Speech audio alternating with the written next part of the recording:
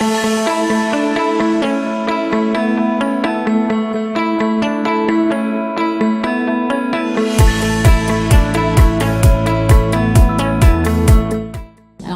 RSI, c'est l'organisme de protection sociale obligatoire des travailleurs indépendants, c'est-à-dire artisans et commerçants, et l'organisme d'assurance maladie obligatoire des professionnels libéraux, dont une partie de professionnels de santé. Je dis une partie parce que la majorité est couverte par le régime général.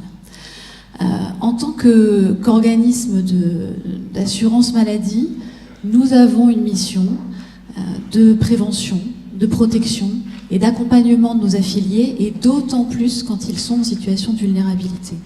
Donc cette mission est vraiment au cœur de nos gènes en fait, c'est-à-dire que l'assurance maladie, c'est aussi un organisme de protection et de prévention. Les travailleurs indépendants, les professionnels libéraux qui cotisent au RSI ne bénéficient pas de médecine du travail. Donc en fait, ils n'ont pas cet accompagnement qui permet aussi, en théorie en tout cas, au moins un repérage de signes de pathologies naissantes, et notamment en matière de risque professionnel. De fait, on a décidé de s'engager il y a quelques années très fortement en prévention des risques professionnels. Et parmi les risques professionnels sur lesquels nous travaillons, les risques psychosociaux sont évidemment des risques extrêmement importants. Alors, le RSI a mené en collaboration avec l'INSERM en 2011 une étude, ce qu'on appelle une méta-analyse. Donc en fait, une étude qui collecte, qui recense plusieurs études sur le stress des travailleurs indépendants. Il y a plusieurs choses très intéressantes qui ressortent dans cette étude, et notamment sur les spécificités des professionnels de santé, du fait que, leurs risques psychosociaux sont un peu particuliers, du fait du rapport justement à la patientèle, et de tout ce qu'on a pu évoquer depuis ce matin, l'image de soi, le déni quand ils vont mal, voilà, donc tous ces facteurs-là, on les retrouve dans cette étude. Et c'est vrai que quand on souhaite travailler en prévention des risques professionnels, travailler sur les risques psychosociaux, c'est vraiment une approche extrêmement sensible, extrêmement difficile, et on n'a pas forcément en interne, au sein d'un régime d'assurance maladie, toutes les ressources.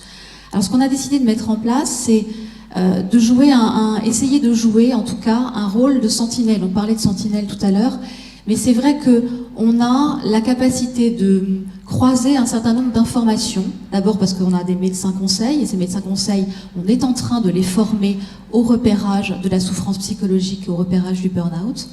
Croiser donc des données qui peuvent être des données de santé avec des données économiques, parce qu'évidemment, aussi en tant qu'organisme de protection sociale et de recouvrement, on a des informations sur la situation financière des professionnels libéraux ou des chefs d'entreprise.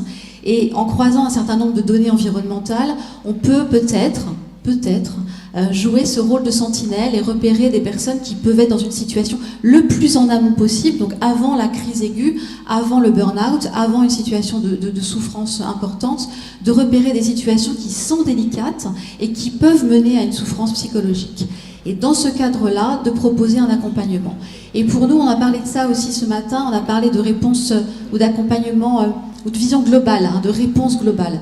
Et ça, c'est important d'avoir une réponse globale, c'est-à-dire à la fois ce qu'on évoque avec la plateforme, donc un accompagnement, un soutien psychologique, mais aussi un accompagnement technique, logistique, administratif. On a parlé aussi du poids de ce quotidien, de cette souffrance liée au poids de l'administration. Peut-être qu'on peut aussi, nous, en tant que régime de protection sociale, apporter une aide, libérer aussi peut-être des difficultés financières, avec aussi l'action sanitaire et sociale. Donc il y a plusieurs pistes. Alors on est en train de construire quelque chose, on teste des expérimentations au niveau régional. On a testé par exemple, on a parlé ce matin très tôt du stress post-traumatique.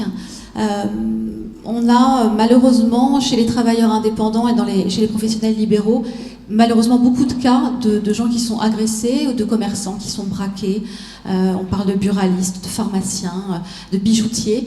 Et quand on est salarié, il y a un accompagnement qui est mis en place par la médecine du travail. C'est pas le cas quand on est professionnel indépendant. En fait, le patron, il a pas d'accompagnement.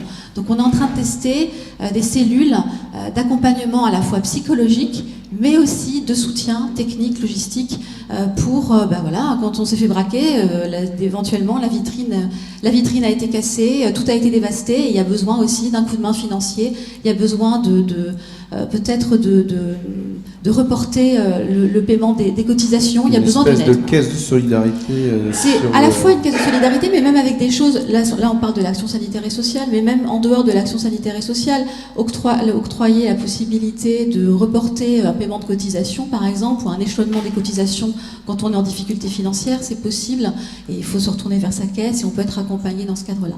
Donc on teste un certain nombre de choses, et on souhaite pouvoir, dans le cadre de ce que vous mettez en place, être aussi à la fois des relais, parce qu'on ne va pas faire nous-mêmes, c'est-à-dire que cet accompagnement, c'est pas à nous de le faire, même si on forme des médecins conseils à repérer cette souffrance, c'est important qu'il puisse y avoir en proximité, sur le terrain, une action vers laquelle on puisse orienter nos affiliés, et c'est en ça que votre action nous intéresse.